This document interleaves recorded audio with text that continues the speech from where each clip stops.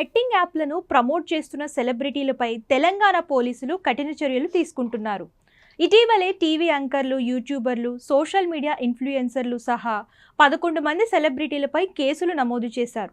Vishnupriya, anchor Shyamala, tasty Teja మరియు ఇమ్రాన్ ఖాన్ వంటి ప్రముఖులపై కేసులు నమోదు చేయబడినవి. ఇటీవలి వారంలో అనేక మంది తెలుగు టీవీ ప్రముఖులు బెట్టింగ్ యాప్లను నిరుత్సాహపరిచే వీడియోలను విడుదల చేశారు. అలాంటి ప్లాట్ఫామ్లను ప్రోత్సహించడంలో వారు గతంలో చేసిన తప్పులను అంగీకరిస్తున్నారు. సురేఖ వాణి, ఆమె కుమార్తె సుప్రీత, రీతూ చౌదరి, గెటప్ సీను వంటి వ్యక్తులు ఈ అవగాహన ప్రచారంలో పాల్గొన్నారు. వారు గతంలో తమ ప్రమేయానికి క్షమాపణలు చెప్పారు. ఈ యాప్లను తెలియకుండానే ప్రమోట్ చేశామని ఆరోపిస్తున్నారు.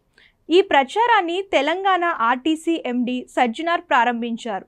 ఈ ప్రముఖులు అవగాహన పెంచుకోవాలని ప్రోత్సహించారు. అయితే బెట్టింగ్ యాప్లను ప్రోత్సహించడం నుండి క్షమాపణలు చెప్పడం వరకు వారు అకస్మాత్తుగా మారడం తీవ్ర వ్యతిరేకతను ఎదుర్కొంటుంది. ఈ ఎండోర్స్మెంట్ల వల్ల ఆర్థికంగా నష్టపోయిన వారికి ఎవరు పరిహారం చెల్లిస్తారని చాలామంది నెటిజన్లు ప్రశ్నిస్తున్నారు.